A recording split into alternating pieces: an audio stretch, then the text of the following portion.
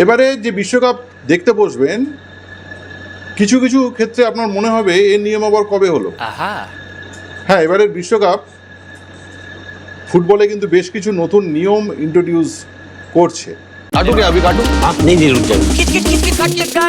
Game कोई भी हो, पकड़ मजबूत होनी चाहिए। सीमेंट से पकड़ बनाए मजबूत SRMB 550D TMT bar। যেমন ধরুন কিছু কিছু জিনিস পুরনো, তার সঙ্গে নতুন জিনিসের কিছু কম্বিনেশন হয়েছে। আবার কিছু কিছু জিনিস আপনার মনে হবে একেবারে নতুন। এই ধরুন মাঠে ফুটবলাররা বাকবিতণ্ডায় জড়ায়, প্রতিবাদে জড়ায় রেফারি সিদ্ধান্তের বিরুদ্ধে বা নানান কারণ। সেক্ষেত্রে কিছু কিছু ঘটনা ঘটলে কি ঘটতে পারে একটু আপনাদের জানিয়ে দিই।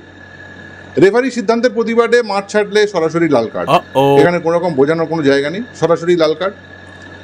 এবং খেলোয়াড়দের যদি মাঠ ছাড়তে দলীয় কর্মকর্তারা উৎসাহ দেয়, তাহলে তাদের শাস্তি পেতে হবে, এবং সেই শাস্তি তারা মাঠে ঢুকতে পারবেন না, এমন ধরনের শাস্তি। ম্যাচ যদি পরিত্যক্ত হয়, সংশ্লিষ্ট দলকে পরাজিত ঘোষণা করা হবে। কি বুঝলেন? যার জন্য এই যে দলের জন্য এই ঘটনাটা ঘটলো, সে দলকে কিন্তু পরাজিত ঘোষণা করা হবে। তর্ক বা সংঘাতের সময় হাতে বা জার্সিতে বা জার্সি দিয়ে মুখ ঢাকলে লাল কার্ড। বুঝতে পারছেন? মানে সেটা কোনো একটা ইঙ্গিত বা খারাপ কিছু ইঙ্গিত হিসাবে গণ্য করা হবে।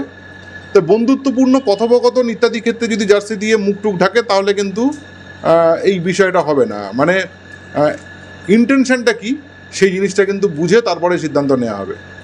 ভার তো রয়েছে, কি বলেন? আচ্ছা, থ্রো ইন গোলকিকের ক্ষেত্রে এই কাউন্টডাউন সিস্টেমটা চালু হয়েছে, যেটা কিন্তু খেলার গতি প্রচুর বাড়িয়ে দেবে। রেফারি যখন হাত তুলবেন, বাঁশি বাজিয়ে যখন হাত তুলবেন, তার 5 সেকেন্ডের মধ্যে কিন্তু কাউন্টডাউন শুরু হবে।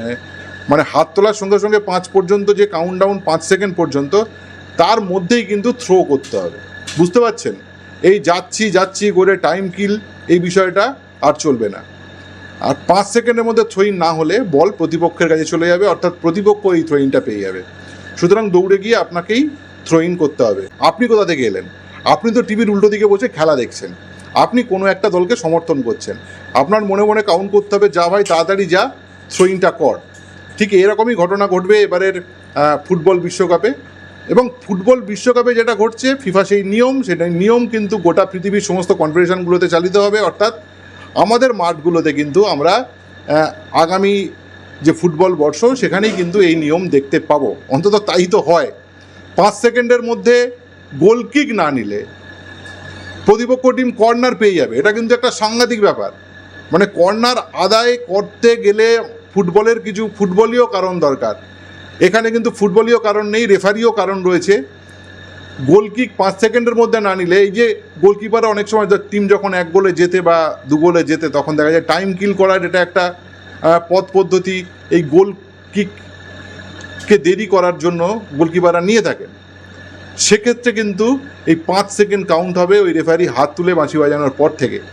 সুতরাং গোলকিপাররাও সাবধান, এখানে কিন্তু আর ওই টাইম ল্যাপস করা যাবে না।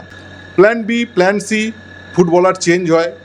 এবং এই ফুটবলার চেঞ্জ নানান কারণে হয়। কোনো ফুটবলার লেগে গেল, তাই কারণে ফুটবলার চেঞ্জ করতে হয়।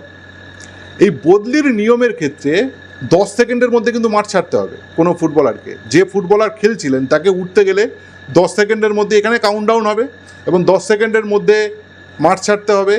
মাঠের সবচেয়ে কাছের বাউন্ডারি থেকে লাইন বেরোতে হবে।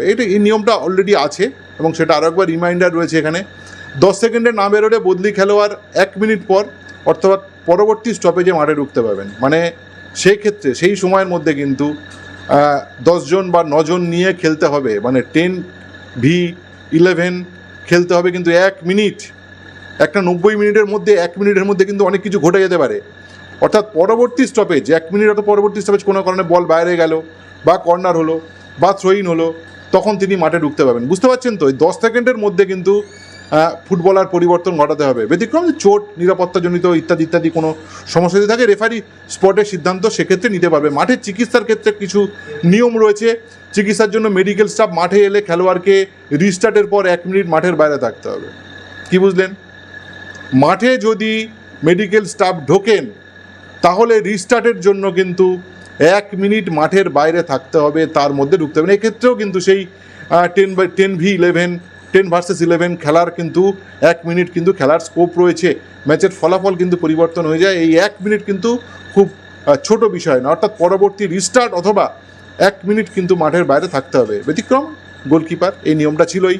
গোলকিপারের গুরুতর চোট, মাথায় আঘাত, গোলকিপার খেলোয়াড়ের সংঘাত, পেনাল্টি নিতে যাওয়া খেলোয়াড় ইত্যাদি ইত্যাদি সময় তো এটা মাঠের চিকিৎসাজনিত বিষয়টা কিন্তু অবশ্যই রেফারির খাতায় কলমে থাকবে, সেগুলো অবশ্যই ভাবনা চিন্তার জায়গা থাকবে। এই জিনিসগুলো কিন্তু নোটে রাখবেন, মাথার মধ্যে রাখবেন, এই নিয়ম নিয়েই কিন্তু এবারের বিশ্বকাপ দেখতে বসবেন। নমস্কার, সঙ্গে থাকবেন। extra time.